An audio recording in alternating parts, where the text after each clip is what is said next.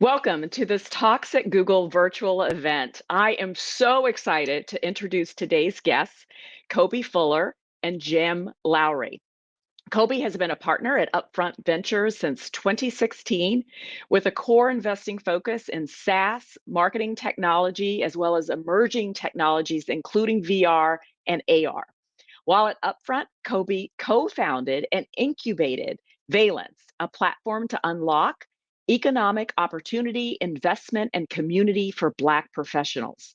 He's also on the advisory board for PledgeLA, an organization working to increase diversity and equity in tech. Welcome, Kobie. We also have H Lowry. He is a business icon that we all admire. He's a sought after speaker, strategic advisor, and nationally recognized for his workforce and supplier diversity expertise, as well as being a pioneer. He was the first African American consultant for global consulting firm McKinsey Company, and that was in 1968. Later, he became, again, another pioneering move, the first African American senior partner at the prestigious Boston Consulting Group, where he led the firm's workforce diversity, ethnic marketing, and minority business development consulting practice. H encapsulated his 30 plus years of experience in the field of minority business development in the book he co-authored in 2011, which is Minority Business Success, Refocusing on the American Dream. And you must read his follow-on book that was released in 2020, Change Agent, A Life Dedicated to Creating Wealth for Minorities. Kobie and H, it is my pleasure to welcome you to Talks at Google. Before we actually dive into our conversation today, let's get your headlines, your personal headlines for today's audience. Kobie, tell us about yourself as a venture capitalist. What is your personal headline? Yeah, first off, it's great to be here. I always love sharing the stage with Jim. So he always takes the show, and Bonita. It's always great to catch up and be here with the Google family. So my personal headline as a venture capitalist, I've been doing this job for oddly close to 2 decades now, which is kind of crazy. And what drives me is being able to back mission-driven founders who are going after very large end markets, by which if they're able to get capital, but also true partnership with myself and my firm, we're able to help those dreams become realities, which hopefully end up changing the world in some capacity. So that just drives me, being able to be a part of these journeys, and not only capital, but just my expertise operationally being an accelerator to that. So that's what excites me to get out of bed and do this job. And we're going to talk more about your journey because it's just been fascinating. So, H, tell us about yourself. What's your headline as a change agent? Well, I'm going to do what Kobie said. First, I got to say it is a pleasure to be with you. I followed your career through the many years from Harvard because we have that connection. And, I can say proudly, I've worked with Chris Gentile at Google and Sephora, and they've done a tremendous job. So it is something I enjoy talking about. Minority business has been a part of my life for 50 years. And so my headline would be, I've tried to affect change in this area because I think it's so important. I believe in the free enterprise system, but I've said often that minorities have not been real players in the free enterprise system, and we got to do better. We have to do better. We have to have bigger roles to play. We have to have greater impact, and that's why what I'm thinking about, what I'm doing now with Kobie, is sort of I'm not going to say it's the end of my career, but it is something that's so unique in trying to deal with founders. Because better than anyone else, founders have changed our society and changed the world. And if we don't have more minorities and changers, as change agents, as being founders, then we're going to miss it. We're going to miss a big play. So that's what gets me up in the morning. That gets me working 24/7, and I'm not going to stop. Fantastic. Let's just jump right in.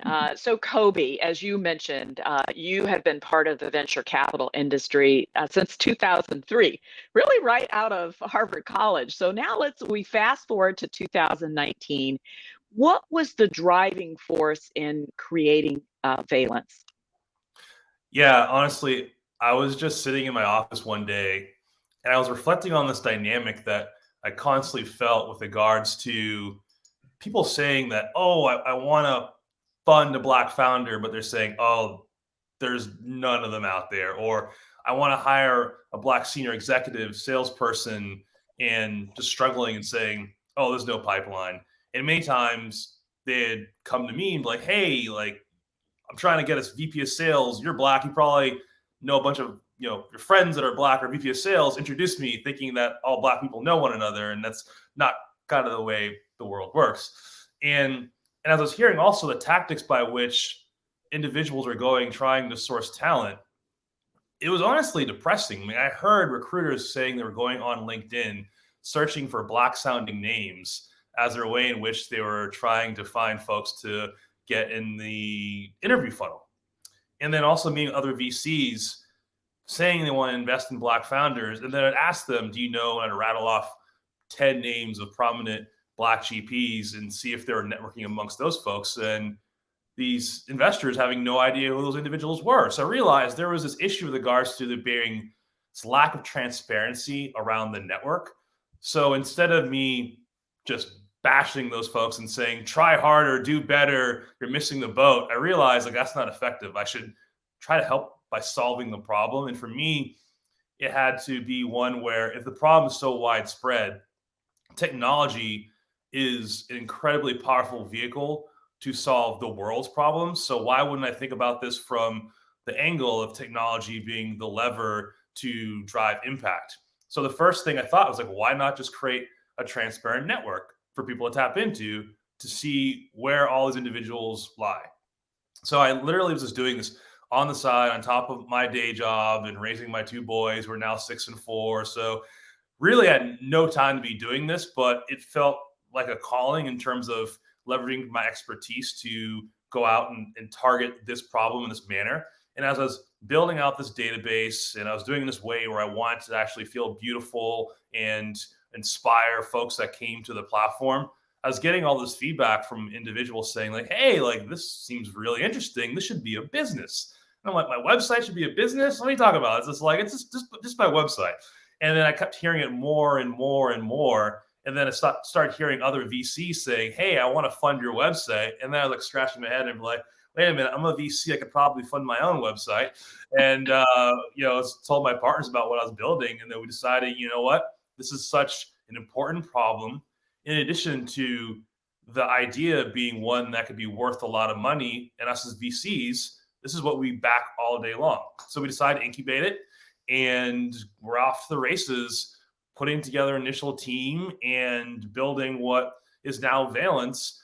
And it's been an exciting journey that we're still going on. But it was just that calling that came to me a few years ago to try to leverage my expertise and my network to create at least a seed of an idea that hopefully blossoms into something big and impactful. And that's how I met Jim, was through building Valence, just trying to bring the community together and try to find folks that really are on that same mission to work together. Valence means combined power. We need to come together with our combined power to try to tackle this problem. Yeah. And so what are you most proud of from Valence to date, and what impact have you seen since starting Valence? And then we'll turn over to Jim, because I want to hear more about why he chose to actually get involved with Valence as well. Yeah, I mean, we have pretty big outcomes we're able to achieve. For instance, Valence co-founded with the Board List, a platform called the Board Challenge, which put really meaningful progress towards getting the Black community on public and private company boards by getting organizations to pledge to have at least one Black board member within a given period of time. And that's been wildly successful, to us launching the Bonds Initiative, which is a program that allows companies to sponsor their executives, from rising managers to people a little more senior, in an experience that gets them access to one another in this affinity-based kind of peer networking group. But in addition to that, unmatched content, like mindset coaching from the likes of Russell Wilson and Harry Wilson, and what they've done to be so incredibly performant on the athletic field, bringing those principles into the professional arena, giving tools that frankly many folks out there don't have, giving it first to this community. So I'm super excited about us launching that and going through our next cohort right now.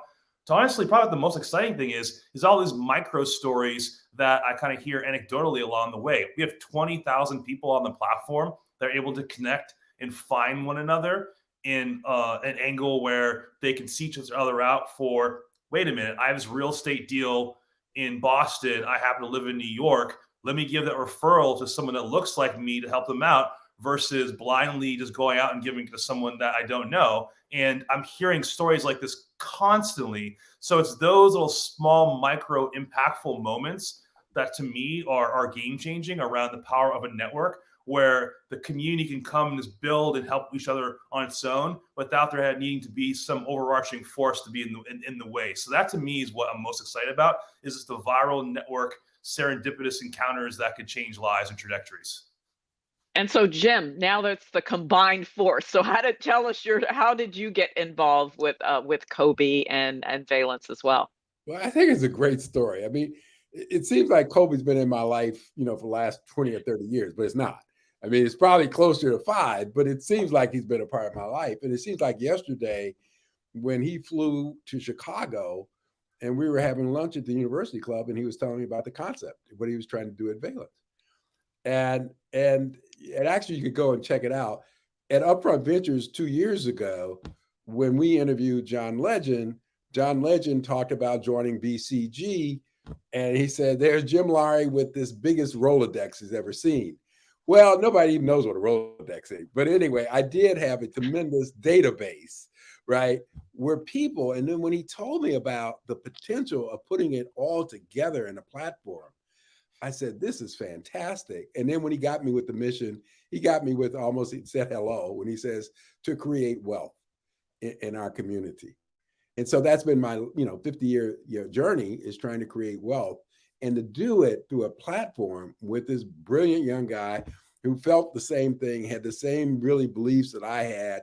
And there's a big years difference between us. I said, that's what it's all supposed to be about in our community. Taking the good, what he could do, his experience, his background, his network, his company, dealing with me, who's been a consultant for over 40 years, and bringing the skills that I had as a consultant, and been using these same skills for major corporations, Wall Street, big automotive, companies. I said, this is what we got to work together. So we've been tied to the hip on this. We've been tied to the hip on a lot of things, but I don't think we've ever strayed away from being two people who were driven to make a difference, two people working together to have an impact on our communities, and to be very, very honest, two people who are driven to create wealth, because we both realize that when you have this big gap in the wealth gap, that is not helping anybody. That's not helping our community. It's not helping the communities of Chicago or Los Angeles, and it really is not helping the U.S. economy. So we're driven. You can tell it. You'll hear it in our voice and our passion, but we are tied to the hip to do this and achieve these goals. So it's so wonderful to be here with two pioneers. And Kobie, you've had quite a journey in venture capital. Can you share with the audience some of the challenges as well as the unexpected delights of being in this industry? Yeah, I mean, VC is a very, very, very hard industry. And I was crazy enough or fortunate enough to have the opportunity to get into it a year out of school. And it's hard to be able to go out and find and be a part of these mega outcomes, companies that are worth multi-billions of dollars, where your job as a VC is to get on the cap table as early as possible, get enough ownership, and be able to drive unmatched returns to your investors, and do that day in, day out, and be able to go through all of the peaks and valleys, emotional highs and lows, because these company journeys, they're never just straight up and to the right. There's so many points of near-death experiences where you as the investor are truly, if you're doing your job, in the trenches with the founding team, helping them navigate all these dynamics, that it's probably one of the most rewarding, fun, and stressful experiences to be in, because if you're managing a portfolio of companies at any given point in time, there's always some business that's going through something. So as I go through life, I always feel like there's like some burning fire in the back of my head, being some company that's going through some sort of trouble. And then there's some company that's killing it, that doesn't need my help. And for me, it's being able to manage that sort of emotional dynamics on a continual basis. And so what I try to do is just to create a mindset of being neutral, of neutrality, because if I too much over index and anchor around the wins that could be going on a given point in time, that's only going to set me up to a point where, if suddenly this thing starts falling, I'm going to be so emotionally drained. Or if I be so much in tune with regards to something that's going through failure, that may put me in the wrong mindset with regards to, hey, there's the next Google that's coming across my desk. I have to be very aware to have the actual the thought to pursue that deal and invest in that company. So for me, like, venture is this crazy, I look at it almost as a sport, where you have to take that that mentality to it and have that performance mindset, and most importantly, enjoy it as well. Because if you don't, you shouldn't be doing it at all, like any career. So I don't know if that answers your question, but to me, it's just the emotional roller coasters that you go through, and making sure you enjoy it and don't get too excited and too depressed along the way.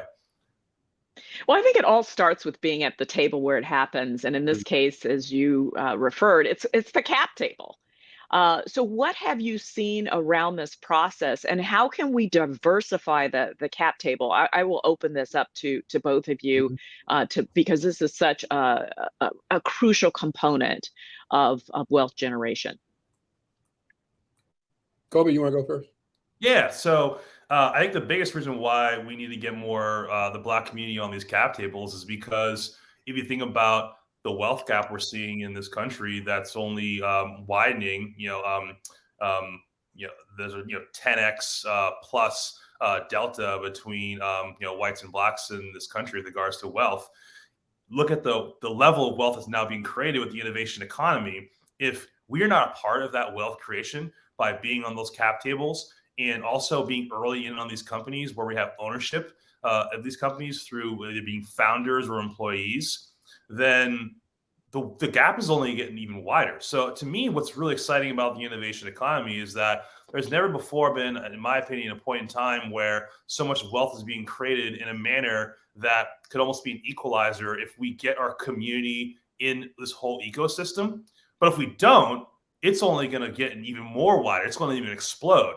So the stakes are incredibly high with regards to making sure that we have more Black fund managers who are in positions to write checks into some of these companies that have the ability to end up being decacorns, to getting capital into the hands of Black founders who then can have a significant ownership in some of these companies that can go on to be decacorns, to getting individual investors onto these cap tables of companies that maybe be backed to the line by the likes of Accel or Sequoia or Upfront, where even though the entry valuation could be $500 million or $1 billion plus, if that turns out to be a Coinbase or a Roblox, that could be 100x return on your capital, which is pretty meaningful. So it's democratizing access to some of these companies at an earlier stage before they hit the public markets, by which we could start seeing wealth created at an unprecedented manner within our communities. And then hopefully we start creating ecosystems where we start building our own companies, hire one another, and it continues building upon itself. So that's why I think having ownership is so imperative at this moment in time, when wealth is being created at an unprecedented rate at this period of time. Yeah, and for me, I'll give a example of exactly what Kobie's saying.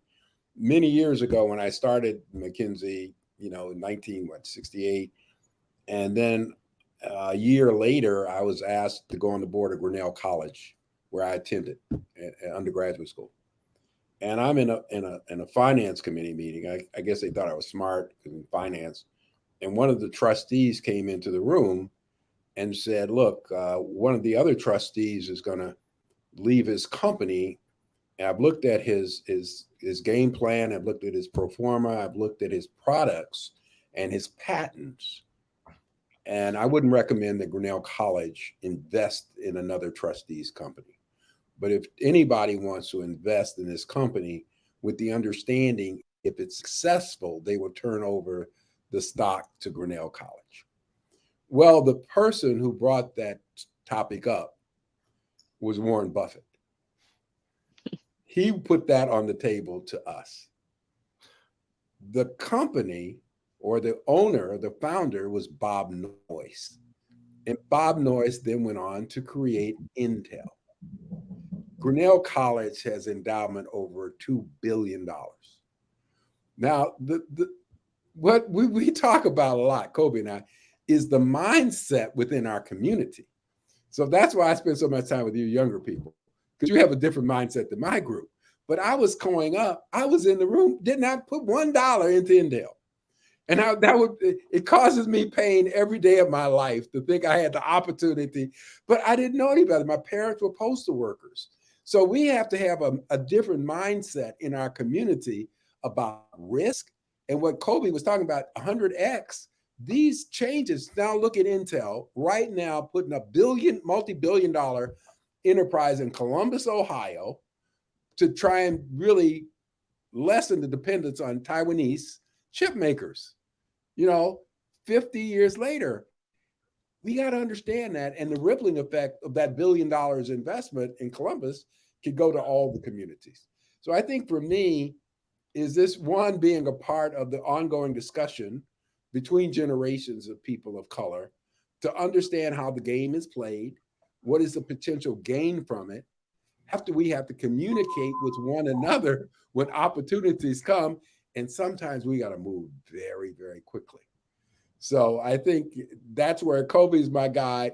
I'm old school. When I was at BCG learning the consulting business, when I started, they were only recruited from 5 schools. They did not stop, only 5 schools they recruited. Everybody did the same thing. I had to wear a Brooks Brothers suit and look at things, and I had to have a hat on and all that kind of stuff. Things have changed. The West Coast has changed that. It used to be on the East Coast. It's in 128. Now it's on the West Coast. It's a different world now. It's a different world. And we got to be a part. Absolutely. And you talked about the innovation economy, and now we're starting to see more Black and Brown founders, pursue their dreams. And in fact, the Harlem Capital and Crunchbase just released their 2021 report on U.S. Black and Latino founders that were raising $1 million plus. 870, this is the pool that they reviewed, raised $29 billion. The median was about 5.5 million. But I thought it was interesting. The women led 33% of these companies, but they only received 20% of the capital raised. And then we know there are different rounds, but the seed rounds represented 30% of total companies, but only 3% of the capital raised. And it all starts in seed. So let's maybe unpack some of these stats and trends for the audience. And can you share more just regarding the business imperative for actually supporting the diverse founders who are venturing off to start their own companies? What is working, what doesn't work, and quite frankly, what's annoying or disappointing for these founders? And maybe Kobie, we'll start off with you. Yeah, and when I first saw those stats, to me, I was surprised by the number, even though 30 billion is roughly close to 5% of the total venture dollars that was deployed in 2021. That number to me still felt relatively high, and I think part of that is because they're concentrated amongst a few companies that raised significant amounts of capital, businesses, I think like Brex and others. But that being set aside, there's still a huge disparity with regards to the amount of capital that's going to Black founders relative to their non-Black counterparts. And partially, I think that's due to the fact that we need to have more Black check writers at these funds. And that is just a direct issue if you don't have as many people around the table that understand and can relate to the founder that's pitching a business, especially a founder that's pitching a business that may be relevant to the Black community. it's going to be incredibly difficult for a non-black partnership where there's not one black founder to be able to be like, this is an interesting idea. We should fund these 4 women that are going after disrupting the lace front wig market with AI and computer vision. Like, there's no way that deal is getting funded if you have not one black person around the table who already has an instinct around it being a $10 billion plus category. I mean, that's just an example of the experiences that certain black founders have going out trying to raise capital for businesses that may disproportionately sort of affect their community in terms of the potential outcome, in the midst of also the dynamic around the black community having just significant amounts of spending power. So what's at stake is real money that's left on the table for businesses that deserve venture dollars, and not just a few scraps, like a few $100K here or there. 5 to 6 million plus seed rounds. I mean, happens in spades in Silicon Valley. Founders going out that are totally out of central casting that are able to go raise $6 million plus on a napkin. Like, we need to make sure that black founders have that same opportunity where they're able to skip, in my opinion, first base, go out with material amounts of capital, achieve real progress, momentum, where that Series A is right around the corner 3 to 6 months later. Instead, you're seeing more founders are piecing together $1 million, $2 million seed rounds at best, and are being hamstrung with regards to their ability to show enough progress to cross that chasm to that Series A round. And it's just a point now in time where we just need to get larger checks in the hands of talented black founders who are going after both traditional enterprise software use cases and consumer tech, as well as problems within their own communities, because the stakes are incredibly high, but also it's a very, very, very good business to do from a venture perspective. So that's the way I look at the issue and the dynamic. And it's one from where we stand at Upfront. We're being very, very deliberate with regards to making sure that we're not only talking that talk, but walking that walk and writing those types of checks behind those types of founders.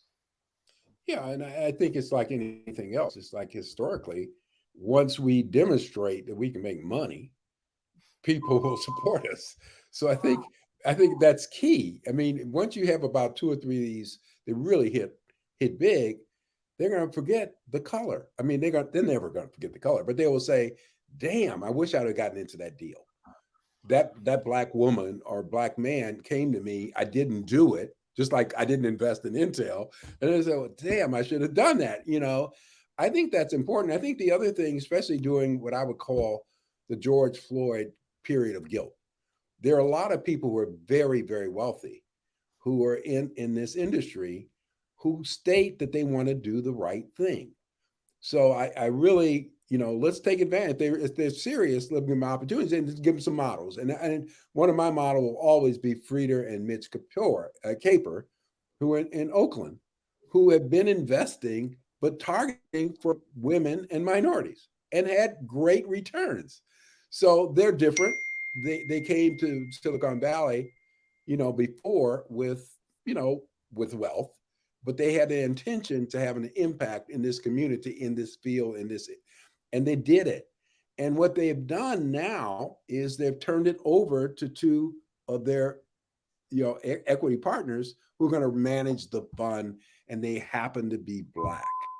So they have their fund. I think if we did more of those with people of goodwill who really want to have an impact on many of the same things that Kobie and I want to have impact, that would also play a role. So I think there are 2. One, we have to get more money into talented people who can invest wisely and have the same hit rates. I once did a study for NAIC, and the deep dive on that, they finally gave the asset managers to people, they don't say minority, to emerging managers. They outperformed the market. That group outperformed the market. We had the stats to prove they outperformed the market. So with that, armed with that, we were able to get more equity management under the aegis of Black and Hispanic firms. Sometimes we got to do that to get ahead.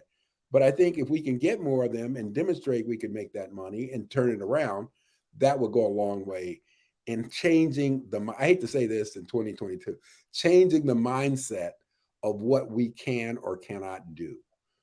But it's been a long journey for me. It's much better than when I started, but it's still a mindset issue in terms of people of color. So let's get tactical. Yeah. So I don't know if anyone did the math, Kobie, when you talked about the 5%, but CBI Insights reported that was 621 billion for global venture financing, and that was in 2021, and that was a record because it was more than double the 294 billion that was recorded in 2020. So clearly, this is an asset class that's beyond equities and beyond real estate when we think about what we've invested traditionally within the Black community. So, Jim, you have a 10-point plan. So, if we talk about tactics, walk us through the 10-point plan for actually increasing wealth for the Black community. Yeah, and I think the only thing I want to add before I go to the 10 points is why do we need a plan? And I'm not going to go through the reasons why, but I think there are about 3 or 4. I think to create wealth in our urban and rural communities, to ensure stability, job creation, and hope, to involve large numbers of minority to participate in the U.S. free enterprise system in a meaningful way. And I think the third thing I did state is to try and do what we're saying here, to demonstrate we can invest and co-invest with other people who are not of our own race and make money. And so everybody wins. But I still said, okay, a lot has to depend on what we're going to do for ourselves and how we're going to work together. Are we going to work collegially together to affect change? So I came up with these 10 points. One, and I really, Benita, I thought I was going to get more flack when I wrote these things, but it's surprising. I mean, people say, Larry, you're right, but I thought it was going to be more flack. One, Black leaders must accept those who control capital control the country. Now, for us, went to the right, it kind of jumps out at us and say, yeah, doesn't anybody know that? But I think we lose sight of the fact because of history, because of mindset, that we don't accept that. Capital controls not only our country, capital is the thing that creates wars, that creates global partnerships, etc. So that's one. I think working collectively, we must create as many Black billionaires as possible. And I'm really saying very clearly, when I started out, being a millionaire was something huge. Ain't now. So when we set the bar to be only millionaires and not dealing in terms of creating, and I don't know, I changed every now and then, saying, if we did 10 billionaires in 10 cities, what would be the impact in our communities? Just think about it.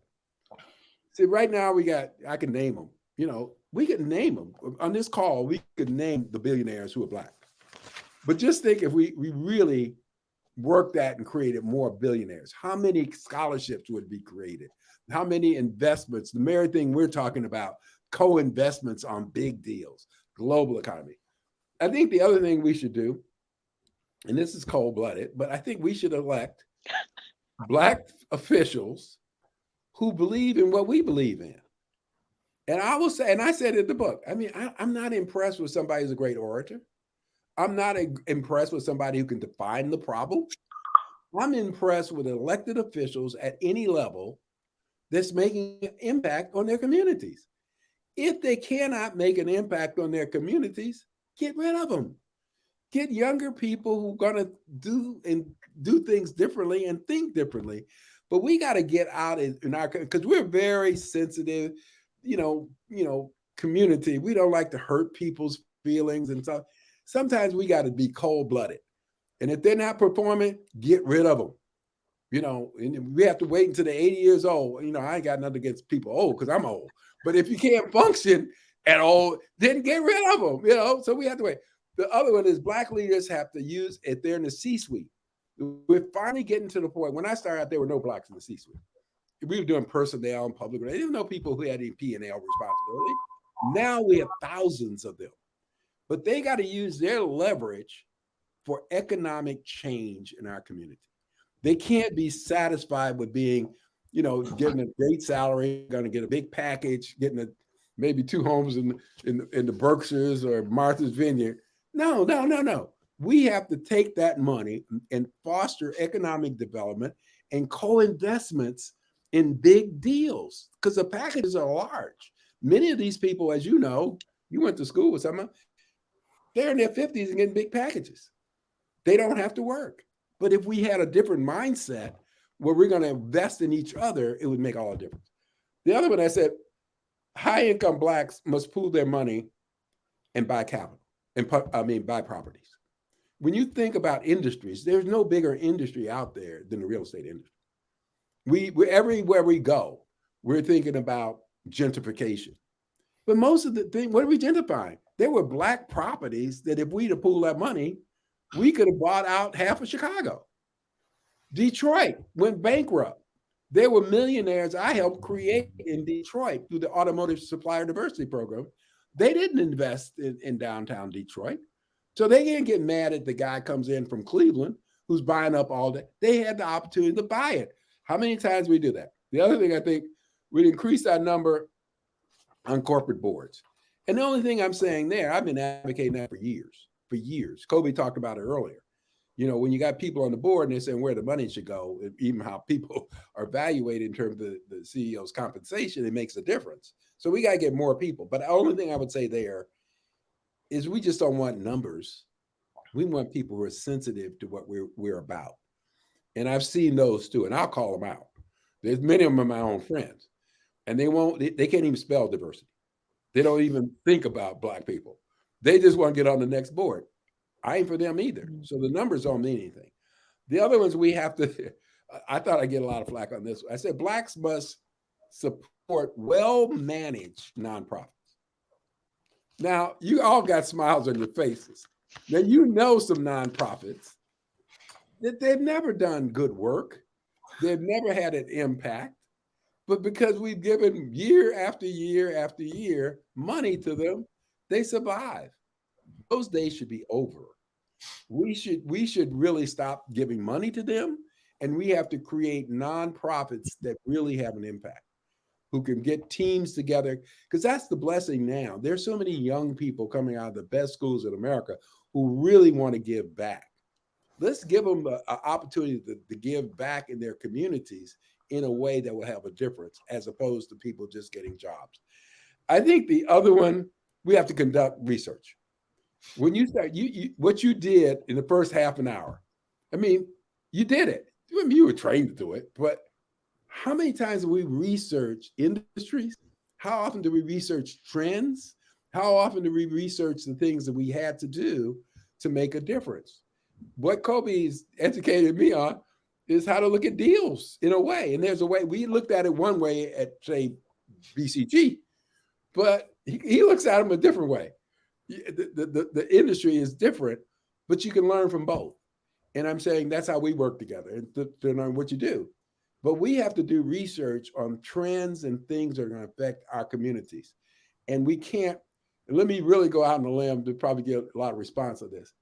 We can't come up in February of 2020, call me up and other people like me and say, Jim, what are we going to do in the Black community to get this $1 trillion that Biden is putting out there? If we hadn't done our homework on what was coming down in infrastructure a year or 2 years ago, we got nobody to blame but ourselves. We got to do research. It's there. I mean, you just read New York Times, Wall Street Journal, going to tell you what's coming. We don't do research. And I think the last one, I really thought I was going to flag, I said, we got to stop having crabs in a barrel mentality. That has hurt us so much. I've seen it. I felt it. Those days got to be over. We can't afford to have the crab. We cannot be separated on minor things that I've seen over and over. We should coalesce, like Kobie and I are trying to coalesce, what we're trying to do through Valence, to coalesce as opposed to say, I'm the only one who's intelligent, et cetera. And unless we do that, and I know people say we can go back to 1619. I can even go back to Africa where I worked. It started before I even got here. We had tribes playing the same game with colonialists. Sooner or later, we got to say enough's enough, and let's work together. That last point is just music to my ears. because that's one of the reasons why I co-authored a book around teaming up, because it is so powerful, and we have to dispel, just the notion of dividing and conquering ourselves.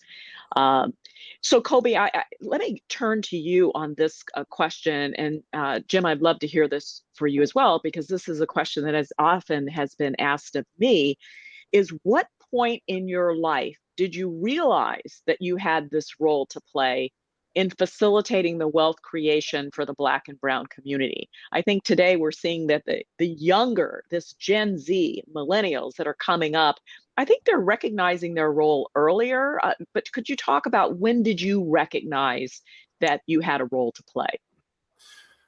Yeah, I think the way I've always been wired is to be selfless and almost have like a servant mentality and help others where I feel like I can be helpful. And it wasn't until a point where, frank, with Valence, I realized that I can devote more of my attention and my energy in a way where I'm getting more leverage out of my time and have bigger impact, and then be more deliberate around interweaving it into my ordinary course of work. I mean, my job is to fund companies, so I should be more focused and cognizant around, if I'm funding companies that are within my community, and not and really directly seeking out those opportunities. So it was one where it was before, like, part of like my ordinary sort of like wiring, but it probably wasn't until Valence where I took it to the next level in terms of being incredibly more deliberate, and then meeting Jim and realizing that I need to even do better. I need to take it up even that much more of a level, because he's devoted his entire life to this in a way that's truly, truly inspiring. So I'd say it's always been a wiring of me, but it's only been until the last, let's say, 4 years where I realized that it's more of a calling in terms of putting more of my efforts and capital towards the problem in a way where it can drive more scalable impact. Well, mine was more evolutionary, but there was a point where I really took off on this. But I mean, I grew up in the days where Black neighborhoods were like villages. So we always looked out for each other. And then when I went overseas and lived in Africa, and then I was later hired by the Peace Corps, I started seeing poverty like I'd never seen poverty before. And it had a profound impact on me, just seeing abject poverty in Africa. But I also saw people who were trying to make it. They were smiling and working hard, and that had an impact on me. So when Bobby Kennedy recruited me to work in Bed-Stuy in his project, the Bedford Stuyvesant Restoration Corporation, and one of the roles that I had was really hosting and being the guide for people from the east side of New York coming over in buses looking at Bed-Stuy. It began to bother me. And then one day I'm there, I'm still a community organizer, I'm doing my stuff. And I had a television show called Inside Bedford Stuyvesant, and that gave me some extra money to buy a car. So I buy this car, and I bought a Camaro. People don't even know what a Camaro is, but I bought a Camaro. And when I flew, I was so proud of my little Camaro. I went back to the community in my Camaro. And one of the brothers came up to me and said, "Larry, why did you buy a Camaro?" I said, "Well, why not?" He said, "Well, why didn't you get a Cadillac, at least a deuce and a quarter?" You people don't even know what a deuce and a quarter is, but it was a Buick 225. Okay. And I said, "I couldn't do that because I'm with you. I'm a part of this community. I'm a community organizer." He took me aside, he looked me right in the eye, and he said, "Look, Larry, we know you care about us. We know your history with the Peace Corps. But if you really want to help us, remember this advice. Poor people can't help poor people." I said, "Wow."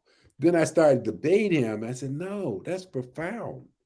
Because I'm hosting all these rich people from the east side of New York, trying to get close to Bobby Kennedy because he was going to run for president. They were dictating what was happening in Bed-Stuy. They were dictating what was happening in Harlem. They were dictating what was happening on the south side of Chicago." So I said, "Wow, I know what I have to do. I know what I'm going to dedicate the rest of my life to do is to create more wealth for Black people who could be at the table to make decisions that would have an impact on me, my family, and my community. I'm going to ask if there are any questions in the audience for Kobie and Jim. Please reach out and we'll take the questions right after we cover this area around just the wealth gap. You know, how did it originate? How has it evolved? And really, given just this moment where we are in the Americas, especially in the United States, how is this gap affecting our greater Black and Brown communities specifically? It's huge, and if we don't do it, I think Kobie said it earlier. It's huge. You see it, you feel it, and if it keeps getting worse. I mean, I did in my book. I showed in the Black community. I think I have it. Between 15 years up until 2015, white net worth went up 15%, Hispanic 13%, and Black net worth went down. So we're going backwards in terms of net worth. It's not how much money you make, it's your net worth and how many assets you have for your community. And I told people just on a Zoom the other day, don't be talking about what your W-2 tells you or how much you making. It's how much you made and had a higher net worth this year over last year. And I think unless we start dealing with it, and so we got to deal with, you like to get practical. So I'm just saying, where does it start? And I went to a private school, so I started studying families. First place, it starts with how do you make money at the dinner table. So these things, I mean, your kids 12, 13, we're hearing stories about investing in this. One kid, he had his own some money and he was investing in dolls because he liked the dolls, but he had $100,000 to invest in Patel, something like that. That's Jesus Christ. So that's one thing. The other is the concept of every generation within a family is going to be wealthier than the last. That is huge.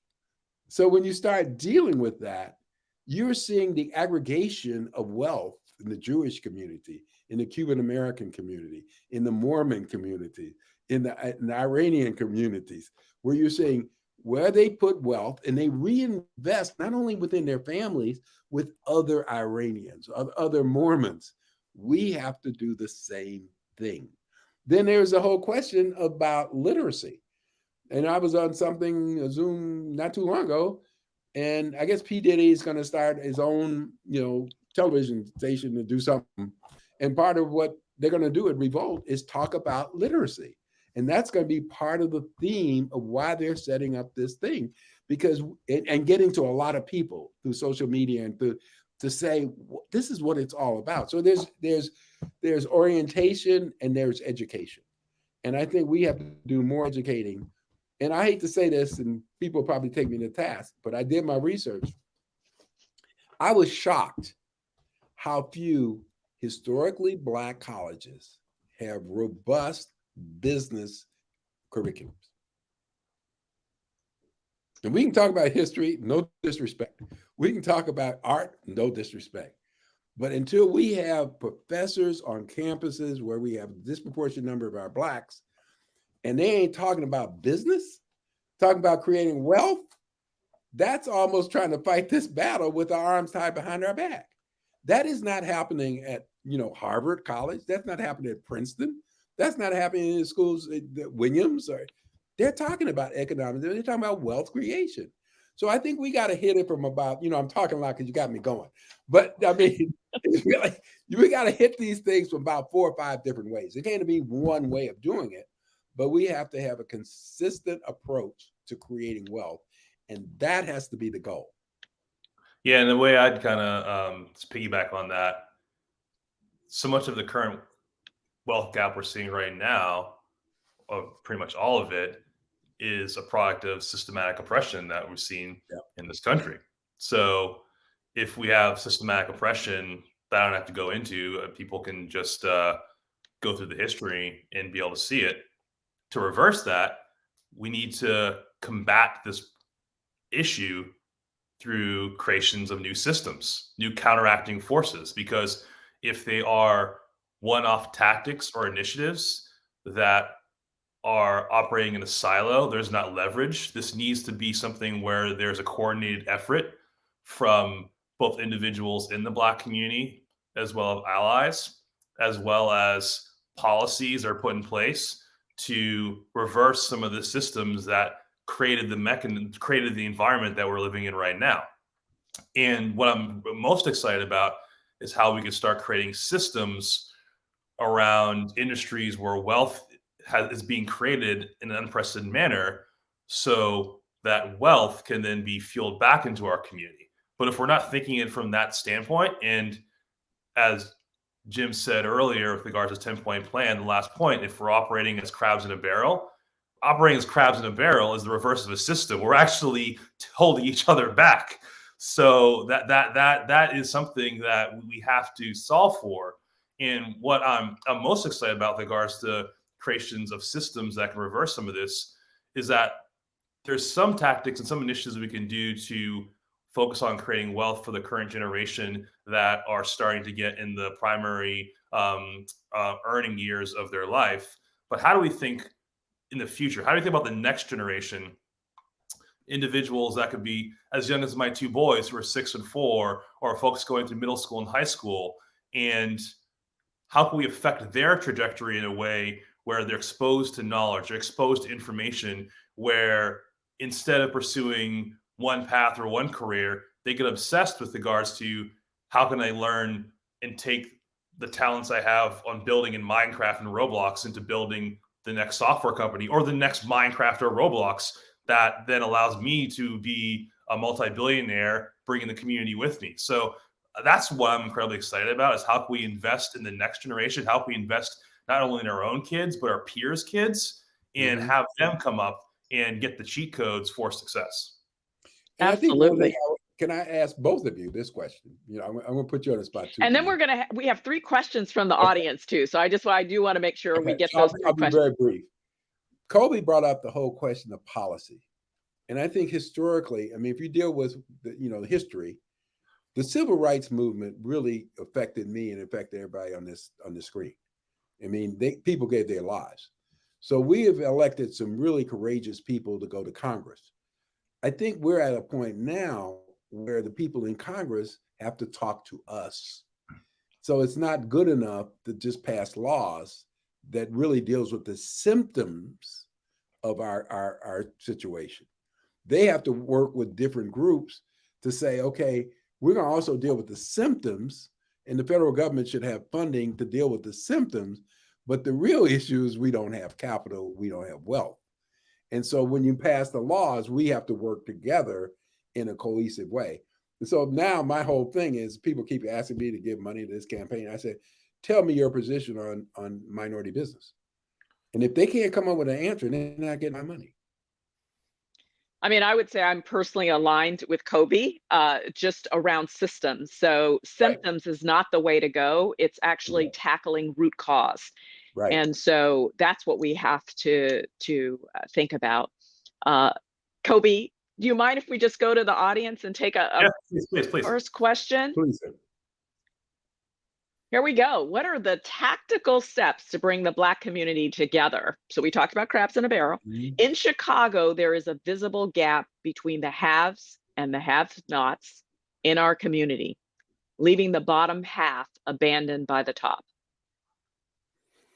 Well, this is my home, and that's what I'm doing a lot of work. And what I'm advocating, the first thing I think we got to do, we have to have a different approach in terms of how we address minority businesses. And every speech I give, or every dialogue at the table, I say, look, they're going to be small businesses that have been the backbone of our communities. We should help them. If it's 1 or 2 people, family-owned business, we've got to help them. But as you know, in Chicago, there is a real, with Melody and John Rogers at Ariel Capital, we're talking about mid-sized businesses. And I don't want to let corporate America get off in thinking that it can only help mom and pop. Okay. So I think we have to create businesses on the west side of Chicago. In Chicago, we have land. So my dream, it's a dream at this point, Let's take that land, connect it with some great thinkers, with some great founders, and create businesses large enough to create jobs for the people who've been deemed the have-nots. Going consistently with this, and you've heard it before, and you're probably a part of it, we have to start training the people who are not going to go to Harvard, who want to get jobs, who want to raise families, give them the skills to be part of the tech industry, be part of the tech. We have not done enough. We've had stops and starts, but we have not done enough. And it is not a national, it is not a Chicago. And I'm working with Penny Pritzker, and I'm going to be working with other people with PF33 to make this happen. But I think those are two of the things that are concrete. Then we have people like Don Thompson, who was a former CEO of McDonald's. He's taking his money and investing in a geographical area where there's a disproportionate number of minorities, and has which both of you said, a systematic approach to identifying businesses, investing in businesses, and growing businesses. So that is he's my model. He and Liz are my models of saying, here's what we won big at McDonald's. We're taking the big McDonald's money. We're both from the west side of Chicago. We're going to make a difference in our communities, but in a very systematic way with capital. And I kind of answer that question from a tactical perspective. I mean, it's incredibly difficult. It's basically what you're asking is, how are you bringing people together to actually form some sense of community where there isn't some sort of class divide, and you're alluding to this class divide. So the way at least I try to think about it is, one, like Valence, the spirit of Valence is, how do you bring people together where there's no filter with regards to the socioeconomic status of an individual as they get on this platform. The unifying characteristic is that they want to be part of a community of Black professionals that are striving to actually do better and help one another. And then there could be venues, whether it be virtual or in person soon again, where we're bringing these people together in this notion of, we're here to help one another. So there's a shared mindset, and we're doing this within a geographical construct. That's one.